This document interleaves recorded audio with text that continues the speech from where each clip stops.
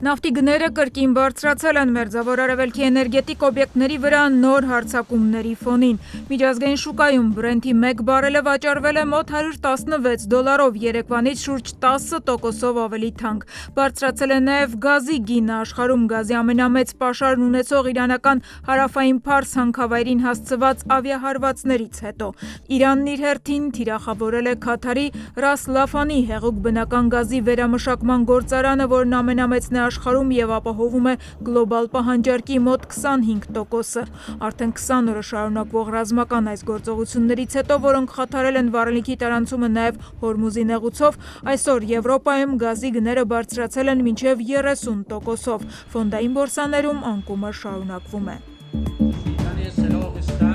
Իրանը մահապատժի է ենթարկել 3 տղամարդու հունվարին բողոքի ցույցերի ժամանակ ոստիկանների սպանելու մեղադրանքով։ Սրանք ընդդիմադիրներին կախաղան բարձրացնելու առաջին դեպքերն են համազգային այդ ցույցերից հետո, որոնք Իսլամական Հանրապետությունը ճնշել էր բռնի ուժով։ Իրավապաշտպանները հայտնել են, որ մեղադրյալները, որոնց թվում եղել է նաև միջազգային ըմբշամարտի մրցումների մասնակից 19-ամյա մի պատանի, մահապատժի են ենթարկվել առանց արդար դատաքննության եւ խոստովանություններ տվել խոշտանգումների ներքո։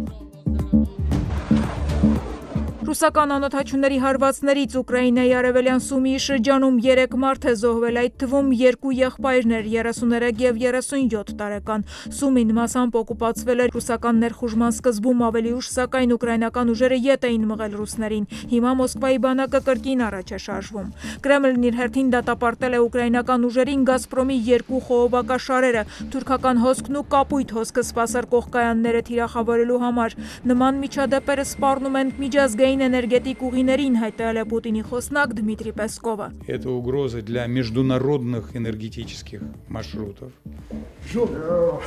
Տասնամյակներ շարունակ արևմտյան պատժամիջոցների տակ գտնվող Բելարուսի նախագահը կարող է այցելել Սպիտակ տուն։ Վաշինգտոնն ու Մինսկը քննարկում են նախագահ Լուկաշենկոյի հնարավոր այցը։ Այսօր հաղորդել են բելարուսական լրատվամիջոցները հղումաներով Միացյալ Նահանգների բանը գնաց Ջոն Քոլին։ Մենք քննարկում ենք մեր երկկողմ հարաբերությունները դեսպանատների բնականon գործունեության վերսկսումից մինչև այսպես կոչված քաղբանտարկյալների ազատ արձակում, հանդիպումից առաջ հայտարարել է Լուկաշենկոն։ Իրավապաշտպանների տվյալներով երկրում այս պահին ավելի քան 1100 քաղբանտարկյալ կա։ Միացյալ Նահանգների նախագահը անցած տարի պաշտոնը ստանձնելուց ի վեր մեղմել է Բելարուսի նկատմամբ պատժամիջոցները, Մինսկին հրավիրելով իր նախաձեռնությամբ ստեղծված խաղաղության խորհուրդ։ Բելարուսն ի պատասխան ազատ է արձակել տասնյակ քաղբանտարկյալների։